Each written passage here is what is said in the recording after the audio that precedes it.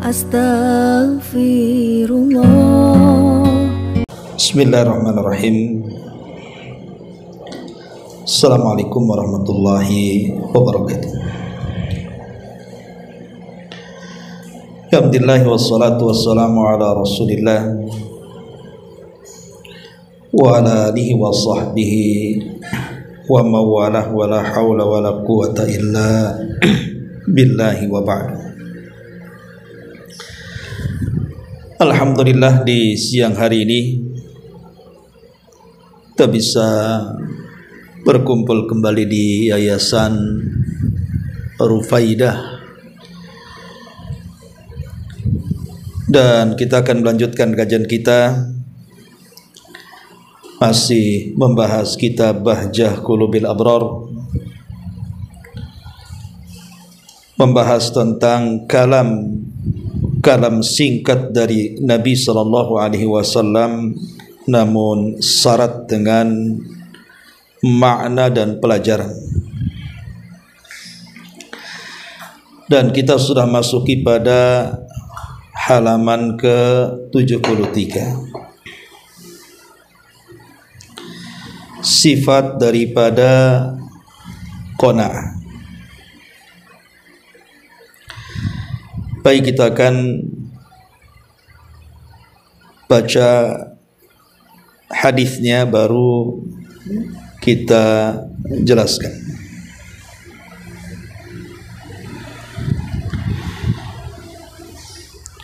An Abdullah ibn Amr radhiyallahu anhuma, dari Abdullah ibn Amr, semoga Allah subhanahu wa ta'ala meridai keduanya.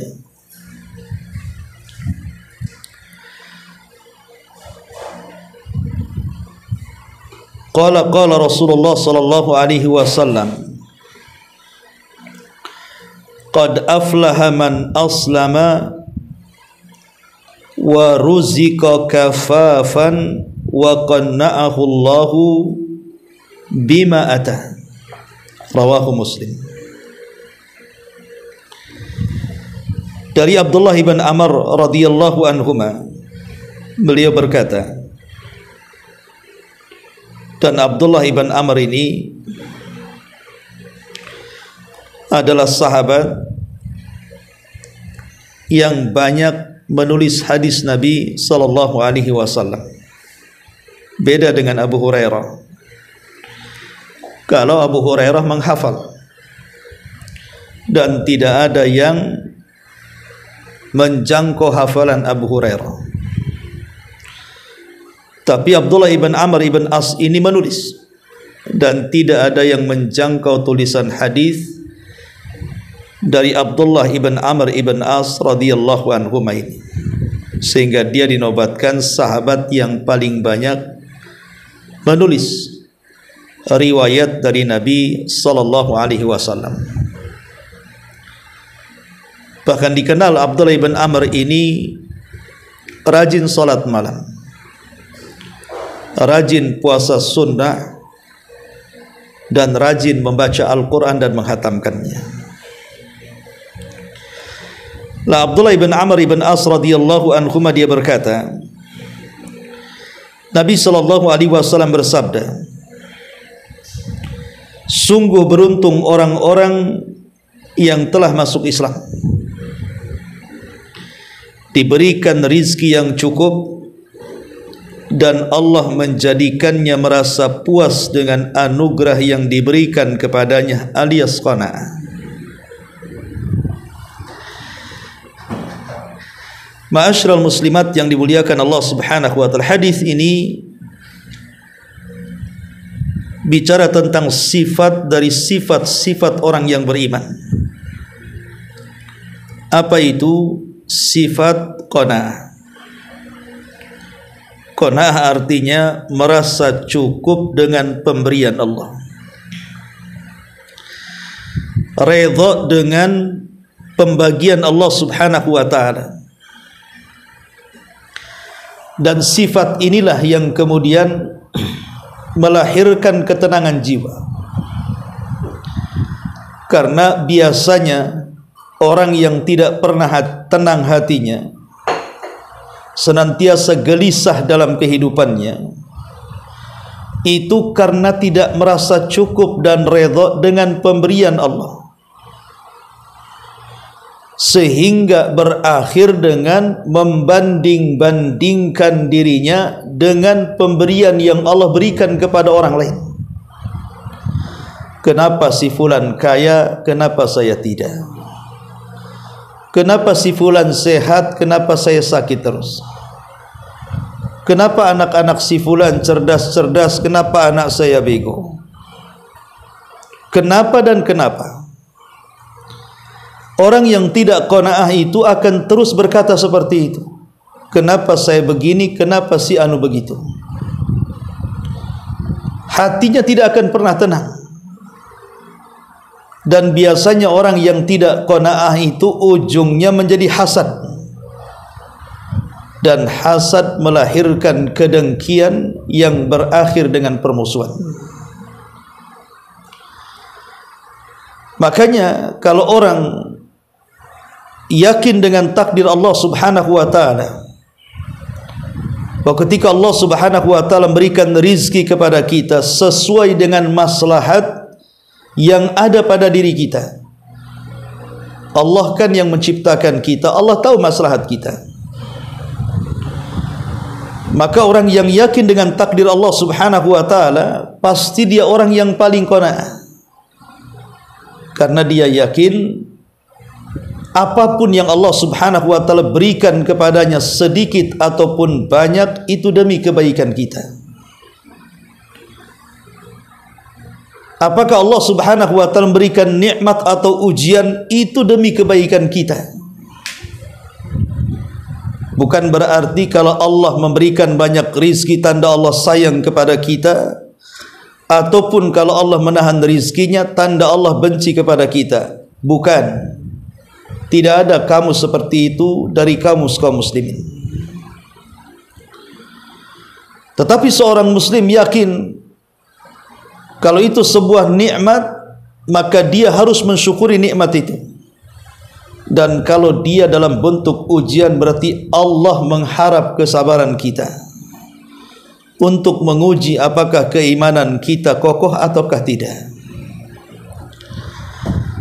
Ma'asyiral muslimat yang dimuliakan Allah Subhanahu wa taala, qanaah ini, rela atau redha dengan pemberian yang Allah anugerahkan kepada kita,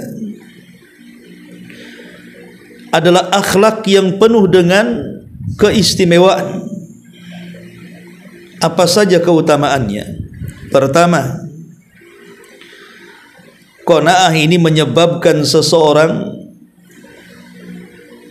akan diberikan keberuntungan dunia dia dan akhirat dia.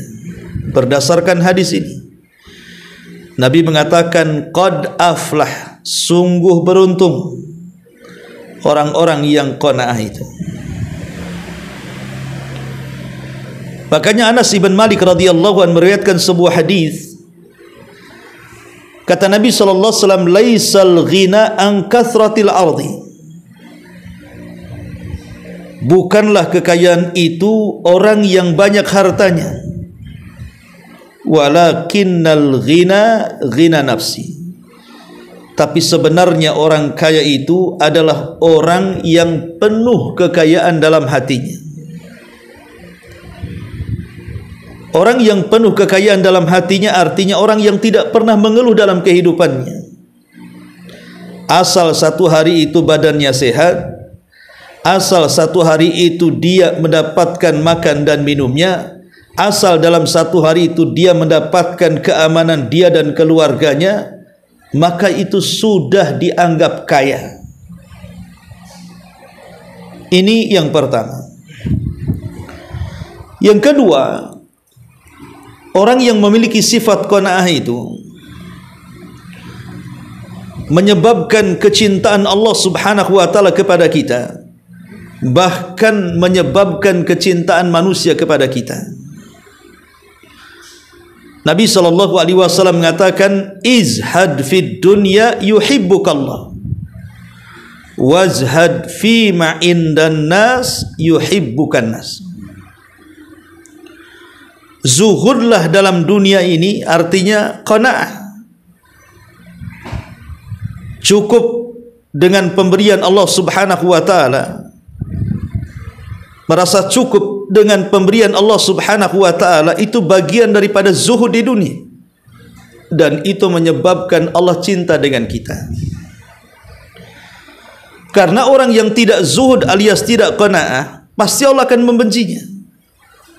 Karena mau tidak mau orang yang tidak zuhud, tidak qanaah itu biasanya menyalahkan Allah, menyalahkan takdir-takdirnya. Kemudian Rasul mengatakan, dan zuhudlah terhadap kekayaan yang ada di tangan manusia, maka manusia akan mencintaimu. Artinya kalau kita qanaah dengan harta orang, maknanya qanaah dengan harta orang, kita tidak butuh dengan harta orang lain. Itu rizki Allah yang Allah anugerahkan kepada mereka. Tidak ada urusan kekayaan orang dengan kita. Jangan sampai hasad.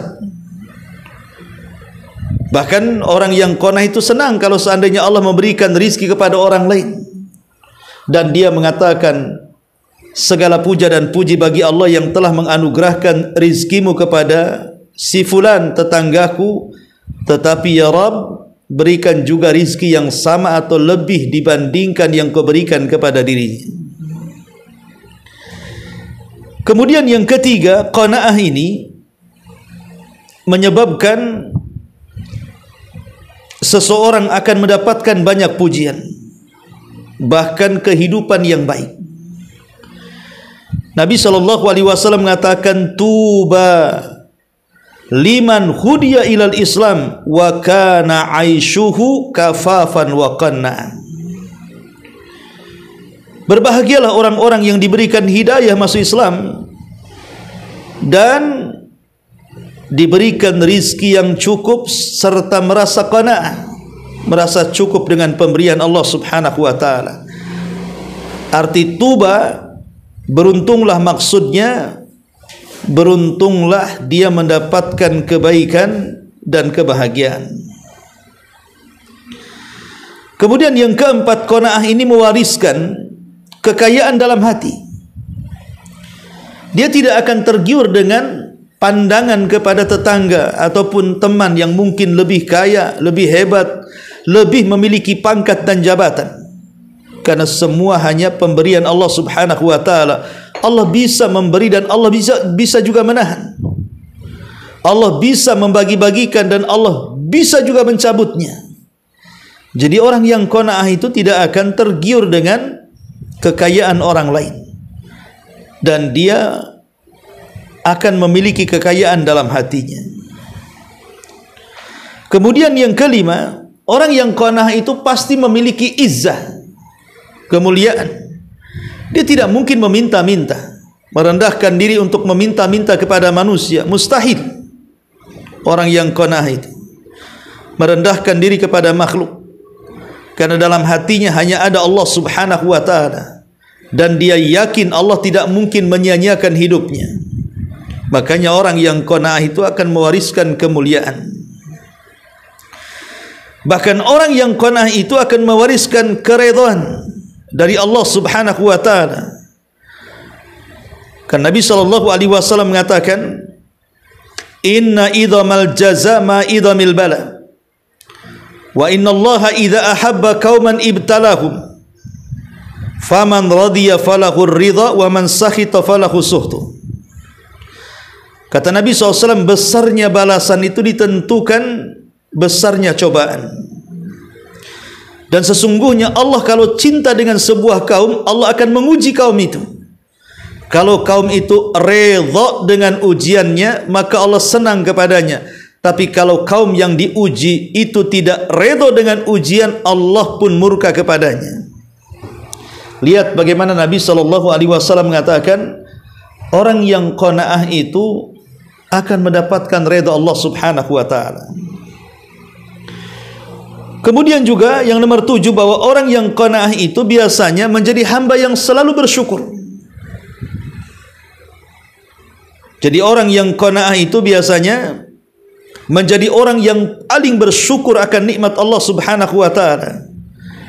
Nabi SAW pernah mengatakan di hadapan Abu Hurairah radhiyallahu an, "Ya Aba Hurairah, kun wari'an takun a'badan nas, wa kun qana'an takun ashkaran nas." Wahai Abu Hurairah, jadilah orang wara, sebab orang wara itu orang yang paling beribadah kepada Allah dari kalangan manusia.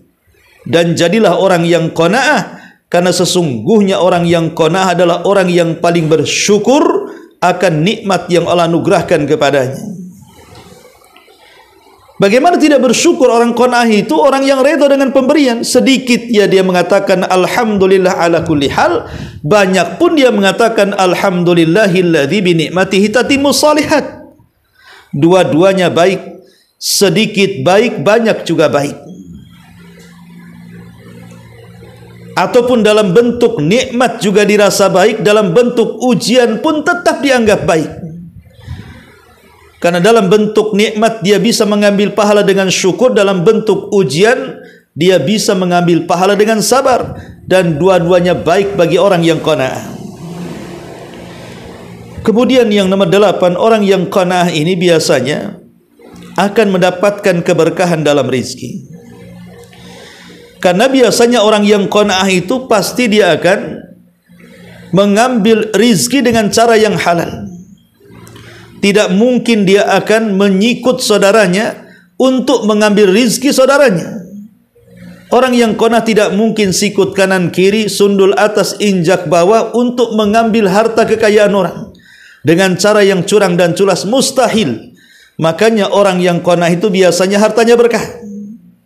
Hartanya penuh dengan keberkahan dari Allah Subhanahu wa taala. Ma'asyiral muslimat yang dimuliakan Allah Subhanahu wa taala, tapi sebaliknya, kalau orang jauh dari sifat ini, Bu, biasanya orang yang tidak qanaah itu tidak berkah hidupnya. Karena cenderung hasad, cenderung memperkaya diri tanpa tahu dari mana dia dapatkan rizki itu, apakah dari halal ataukah dari haram. Karena tidak pernah puas dengan pemberian Allah, sehingga dia akan terus menerus mencari rizki tanpa melihat asalnya, halalkah haramkah, sehingga jatuh kepada perbuatan maksiat dan hilangnya berkah. Bahkan orang yang tidak qanaah itu memancing kemurkaan Allah, memancing kemurkaan Allah Subhanahu wa taala.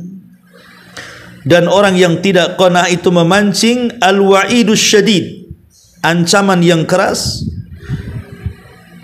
Sebagaimana Nabi SAW mengatakan, man sa'alan nas amwalahum takatsuran fa innama yas'al jamran falyastakil aw liyastakthir.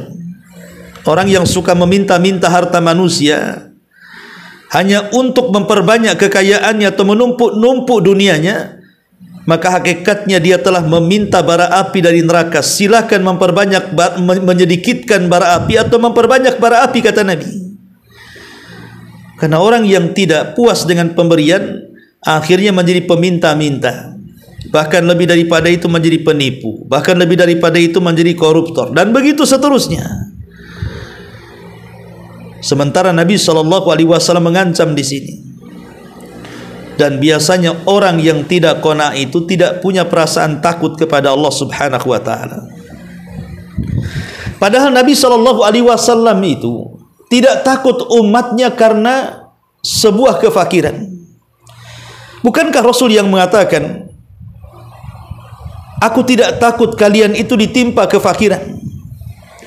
Kata Nabi SAW, wallahi mal faqru ahsya alaikum. Demi Allah, kefakiran bukan aku takutkan terjangkit kepada umatku, walakin ahsya an tubsatad dunya kama busitat ala man kana qablakum.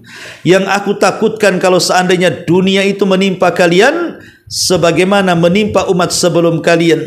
Fatanafasuha kana kama tanafasal ladzina min qablikum fatuhlikakum kama ahlakathum. Kemudian kalian berlomba-lomba mengejar dunia, meninggalkan akhirat sebagaimana umat dulu mengejar dunia dan meninggalkan akhirat.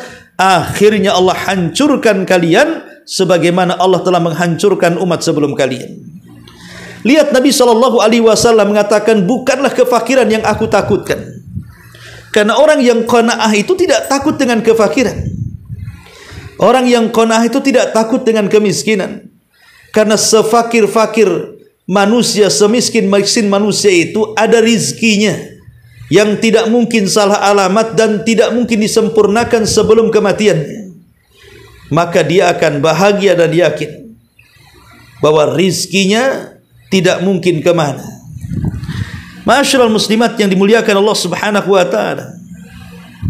Dan orang yang tidak qanaah itu biasanya cenderung mencari harta dengan cara yang haram. Karena dia tidak reda dengan pemberian Allah yang sedikit, dia pengen banyak. Akhirnya kemudian dia pun melakukan hal-hal yang menjerumuskan kepada yang diharamkan. Mencari maisha yang haram, memakan yang haram, membeli pakaian dari hasil haram, memberi makan keluarganya dari hasil haram, dan begitu seterusnya.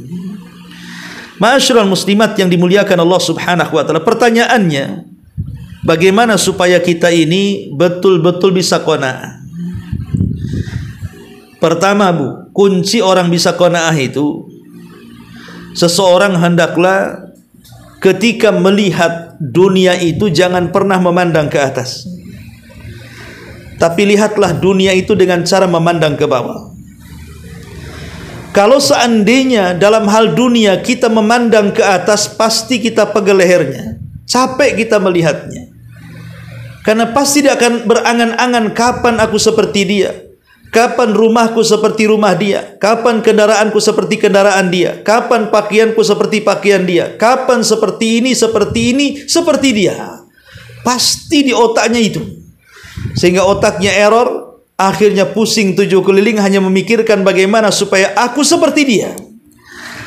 Tapi kalau kita memandang ke bawah, Bu, kepada orang yang lebih fakir dibandingkan kita, lebih miskin dibandingkan kita, lebih rendah pangkat jabatan dibandingkan kita, kita akan lebih bersyukur bahwa ada orang yang lebih parah dibandingkan kita, ada orang yang lebih miskin dibandingkan kita, ada orang yang lebih susah dibandingkan kita, ada orang yang lebih memprihatinkan dibandingkan kita. Akhirnya dia bersyukur dan menjadi orang yang qanaah. Yang kedua, berdoa agar Allah Subhanahu wa ta'ala menganugerahkan sifat qanaah kepada kita, supaya kita tidak mudah hasad dengan pemberian Allah kepada orang.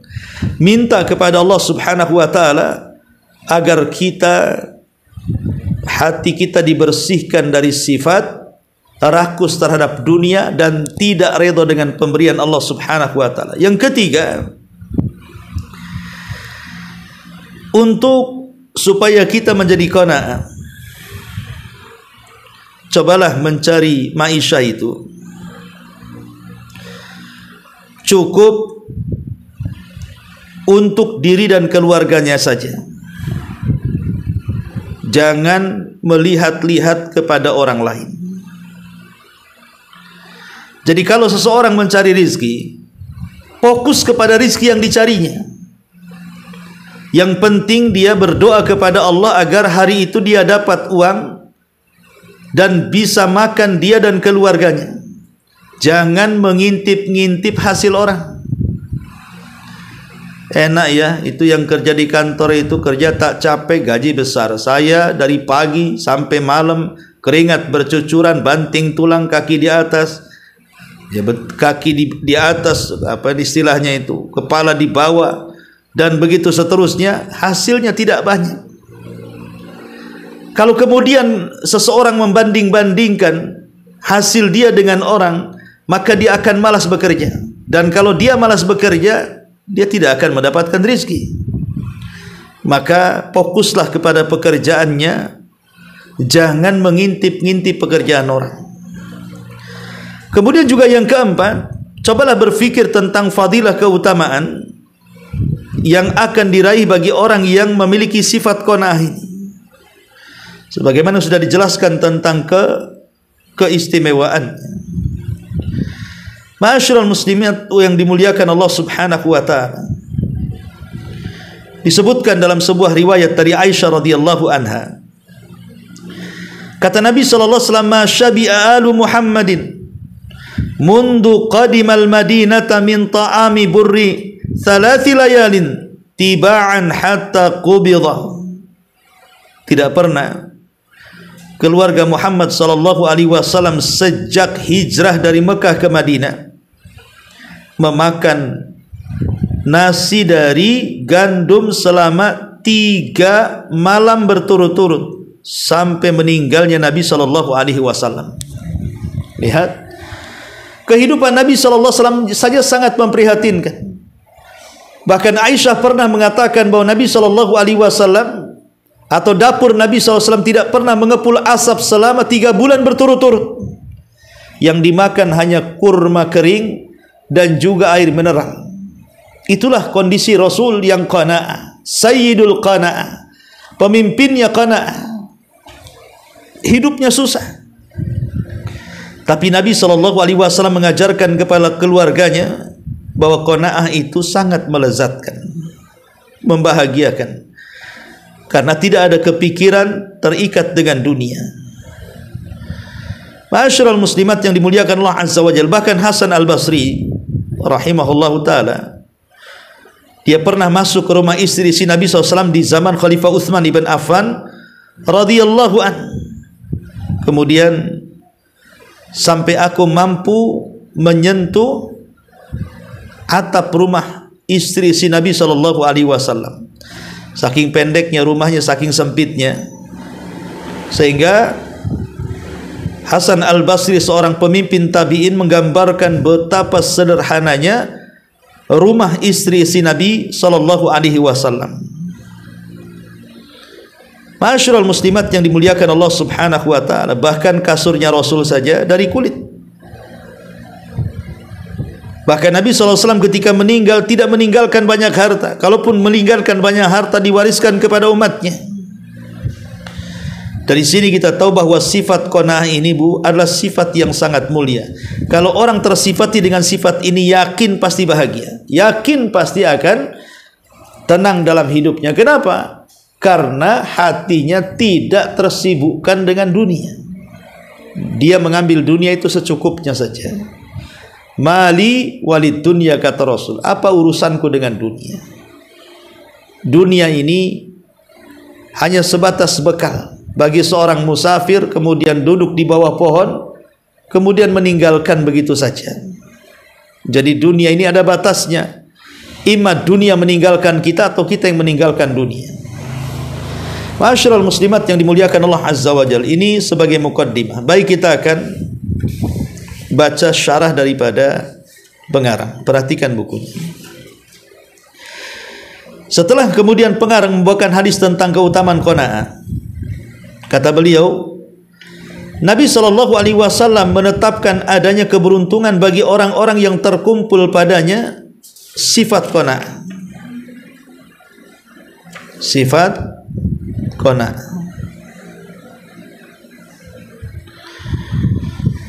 Hal ini karena pada 3 hal, maksudnya 3 hal itu, seseorang masuk Islam, diberikan rezeki cukup dan diberikan sifat qanaah.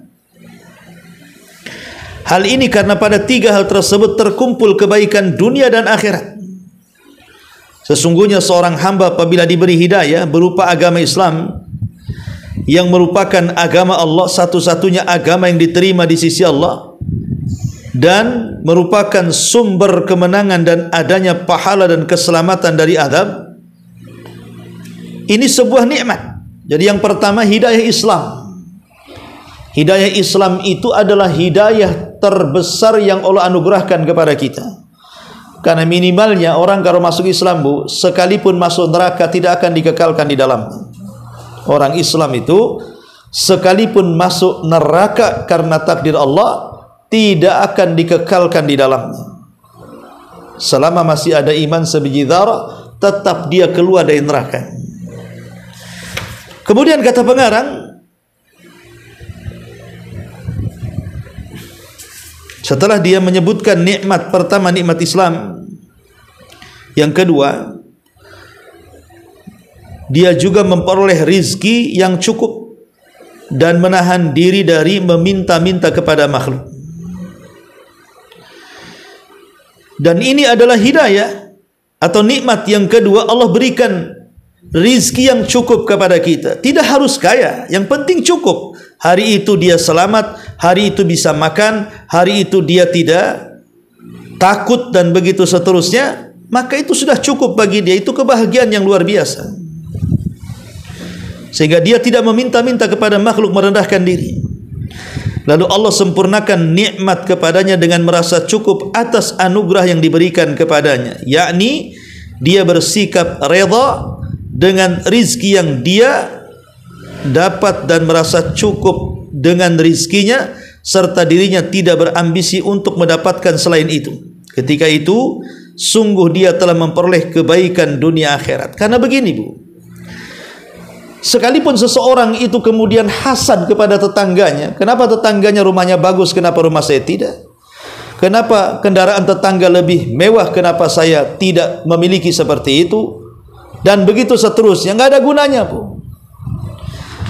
Karena sehebat apapun seseorang melakukan kecurangan di dalam mencari rizki, umpamanya orang sampai korupsi, sampai mengambil hak orang, sampai mengurang-urang takaran, timbangan dan meteran, curang dalam dagang dan begitu seterusnya, rizki Allah itu sesuai dengan kadar yang sudah ditakdirkan.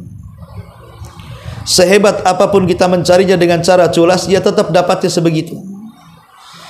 Tidak mungkin kemudian bertambah. Pas rizki Allah itu yang sampai kepada kita. Makanya kisah Ali bin Abi Thalib yang pernah saya ceritakan, ketika kemudian Ali hendak memberikan kepada seorang pengemis 400 dirham, tiba-tiba pengemis ini sudah kabur duluan dan mencuri pelana kudanya Ali radhiyallahu anhu. Maka 400 dirham ini diberikan kepada pembantunya dan mengatakan, tadinya 400 ini aku hanya ingin memberikan kepada pengemis itu, tapi pengemis itu sudah pergi dan kau bilang pelana kudanya hilang. Ambillah 500 ini, beli pelana itu. Setelah kemudian pembantunya ke pasar dan membeli pelana dengan harga yang sama 400 dengan jumlah uang yang sama yang akan diberikan kepada pengemis, maka pembantu Ali ini berhasil membawa pelana itu. Saat Ali melihatnya dan mengatakan, Allahu Akbar, ini kan pelana saya, dari mana kau dapat? Kemudian pembantu ini mengatakan, dari orang yang cirinya ini itu. Kata Ali, subhanallah, itu kan tadi yang datang mengemis kepadaku dan aku akan niat memberikan 400, tapi dia malah nyolong pelana dan akhirnya dia pun mendapatkan 400 yang sama. Kalau dia sabar, maka dia akan mendapatkan 400 dengan cara halal, tapi karena dia tidak sabar, dia mendapatkan 400 dengan cara yang halal, haram, mencuri. Syahidnya sama-sama 400. Kalau dia sabar kan 400 halal tuh dikasih Ali. Karena tidak sabar dia mencuri, dijual 400 juga, dapatnya haram. Bagaimanapun orang itu mencari rizki dengan culas dan curang, tetap dapatnya segitu. Lalu apa gunanya kalau kita tidak qanaah? Ya. Ma'asyiral muslimat yang dimuliakan Allah Azza wa Jalla. Kemudian kata beliau, kerugian itu adalah dengan tertutupnya 3 perkara ini atau salah satunya. Bisa jadi dengan tidak diberikan hidayah Islam, maka hal ini bagaimanapun keadaannya, akibat adalah kesengsaraan abadi. Orang kalau tidak masuk Islam pasti akan sengsara seumur hidupnya di dunia dan di akhirat. Atau diberi hidayah kepada agama Islam, akan tetapi diuji. Caranya berupa kefakiran. Dia diberikan hidayah Islam, tapi diuji oleh Allah dengan kefakiran yang membuat ia terkadang lupa, atau berupa kekayaan yang membuat dia melampaui batas. Maka kedua-duanya bahaya dan merupakan kerugian yang besar. Atau bisa jadi yang ketiga, dia memperoleh rizki yang cukup, baik rizki yang luas ataupun sempit, akan tetapi dia tidak merasa puas dengan rizki itu. Ada orang-orang kaya itu Bu, sudah kaya sebenarnya nggak puas-puas. Contoh para koruptor tuh kan Bu. Para koruptor itu kan orang yang tidak pernah qanaah. Saya kira para koruptor yang di atas sana itu, kalaupun mereka tidak korupsi, Kekayaan mereka lah cukup untuk makan dia dan keluarganya dibandingkan orang-orang desa yang miskin papa. Tapi kenapa kemudian mereka terjerumus kepada korupsi dan menjadi koruptor, mencuri kas negara, uang negara? Coba, karena tidak ada qanaah di situ. Sebenarnya mereka tidak zuhud dan tidak qanaah, sehingga mereka tidak punya rasa takut. Akhirnya mereka pun menjadi hewan buas yang menerkam siapa saja yang menghalanginya. Ma'asyiral muslimat yang dimuliakan Allah Azza wa Jalla, maka sesungguhnya tolak ukur kaya itu bukan dari banyaknya harta, akan tetapi kaya itu adalah dengan kekayaan hati. Maka betapa banyak orang yang memiliki kekayaan harta benda namun hatinya fakir dan sedih. Sebaliknya betapa banyak orang yang fakir miskin namun hatinya kaya dan redha dan merasa puas dengan rizki Allah Subhanahu wa taala. Dan ini kenyataan kan, Bu? Bukan berarti orang fakir tidak bisa tertawa dan tersenyum, dan bukan berarti tertawa dan tersenyum itu hanya milik si kaya saja. Banyak kok si kaya itu yang tidak pernah raut mukanya itu tersenyum dan tertawa, penuh dengan kesuraman, hidupnya berantakan dan begitu seterusnya. Karena kekayaan itu tidak menjamin kebahagiaan, walaupun penyumbang kebahagiaan, tapi bukan segala-galanya. Makanya kemudian di sini kata pengarang, maka orang yang mantap pendiriannya apabila dunia sempit baginya, maka jangan sampai terkumpul pada dirinya dua kesempitan sekaligus, yaitu antara kesempitan dan kefakiran dunia, dengan kefakiran dan kesedihan hati. Namun mestinya sebagaimana yang dia berusaha memperoleh rezeki, maka dia juga harus berusaha meraih kelapangan dan ketenangan hati. Wallahu a'lam. Maka kalau Allah takdirkan kita ini tidak kaya, jangan pula kita ini hati kita sedih. Itu namanya musibah kuadrat namanya. Sudah miskin, hatinya sempit lagi, tidak qanaah. Itu kan dua kali rugi. Kalau memang Allah takdirkan kita ini fakir miskin, minimalnya hati yang kaya lah, nerima dengan apa pemberian Allah Subhanahu wa taala. Ini sudah miskin hartanya, miskin pula hatinya, makin tersiksa lah hidupnya. Kalau masih kaya hartanya, miskin jiwanya, masih mendinganlah dengan kekayaannya dia bisa menikmatinya. Tapi kalau dua-duanya miskin hati, miskin harta, ini kuadrat ini, ya, dia tidak akan mendapatkan kebahagiaan selamanya, dunia dia dan akhirat dia. Wallahu alam. Ini adalah diantara sifat qanaah yang diajarkan Nabi sallallahu alaihi wasallam kepada kita. Baik, sebelum saya tutup, silahkan kalau memang ada pertanyaan kita persilahkan.